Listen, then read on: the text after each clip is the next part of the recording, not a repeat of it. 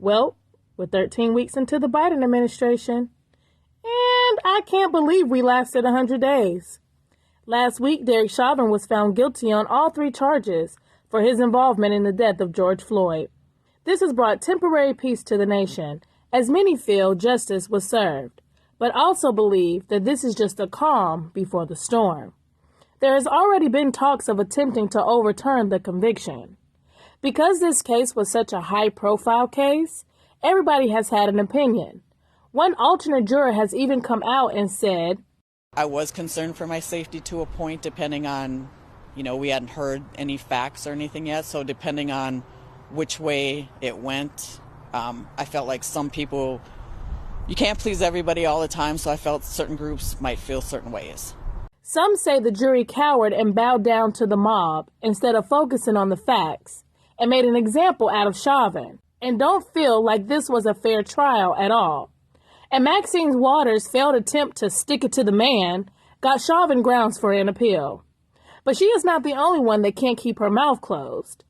20 minutes before the guilty verdict was announced, over in Columbus, Ohio, 16-year-old Ma'Khia Bryant was in an altercation and was about to shank another female when Officer Nicholas Ritterson shot and killed her to eliminate the threat.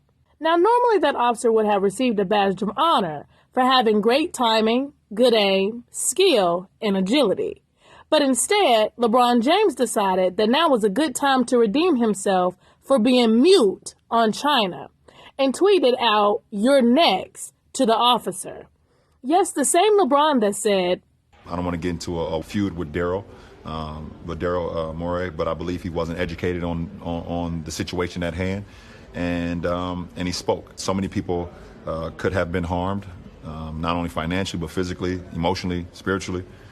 So just be careful what we tweet and we say. Standing for the national anthem is something I will do. That's who I am.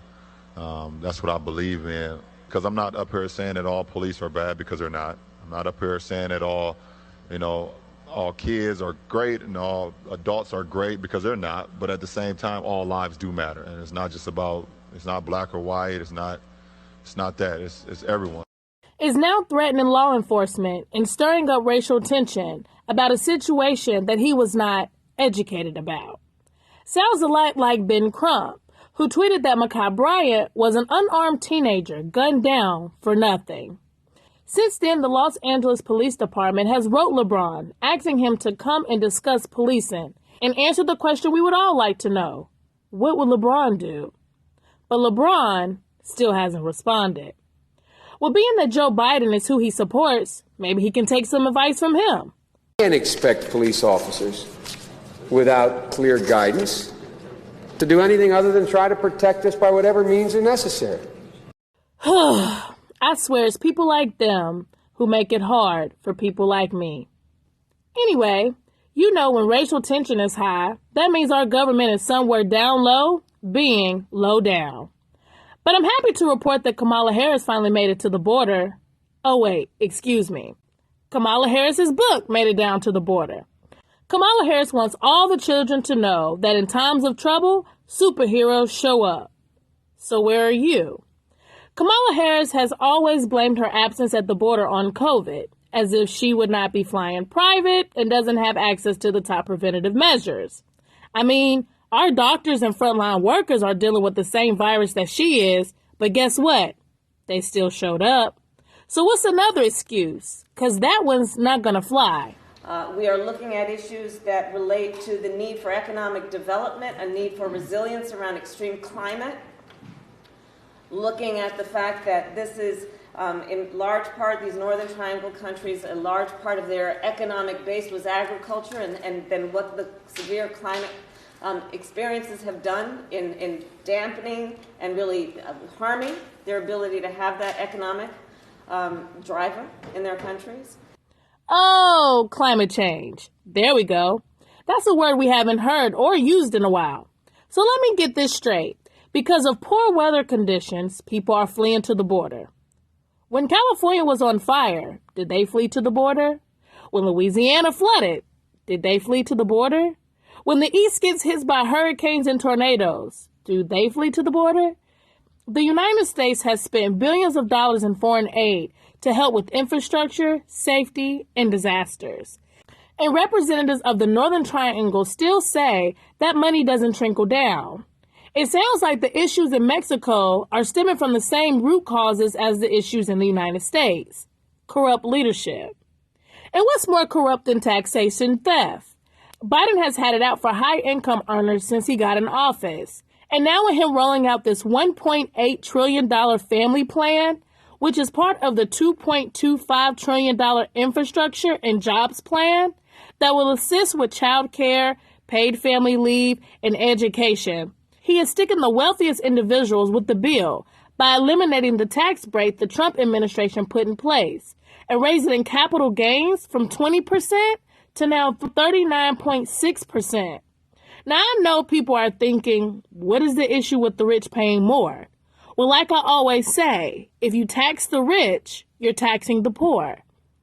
If you raise the taxes on big corporations, they will raise their prices to accommodate the taxes. Who ends up paying the bill? If you raise taxes on big corporations and they start cutting hours and wages, who is paying the price? If the richer you are, the more money you have to pay, who is going to strive to become rich? And who is going to be honest about how much money they have? Let's not forget President Lyndon B. Johnson thought raising taxes on profits was a good idea, and the country went into a recession a year after those tax hikes. Just saying. Just call this what it is, greed.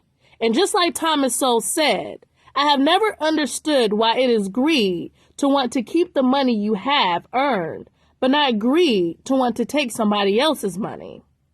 But what really is beyond me is the fact that non-vaxxers are still alive. As Biden pats himself on the shoulder for talking millions of Americans into taking the jab, he decided to reward those who have taken the leap of faith with free play outside. And no, I don't mean recess. I mean they can take their mask off outdoors. Even though less than 30 days ago, Biden was pleading with the public to wear their mask. Biden now says, we've made stunning progress because of all of you, the American people. Earlier today, the CDC made an important announcement.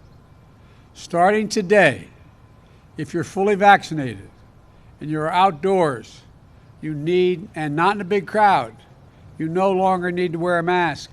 So why is Biden wearing his mask inside on a virtual conference call with world leaders about climate? The world may never know.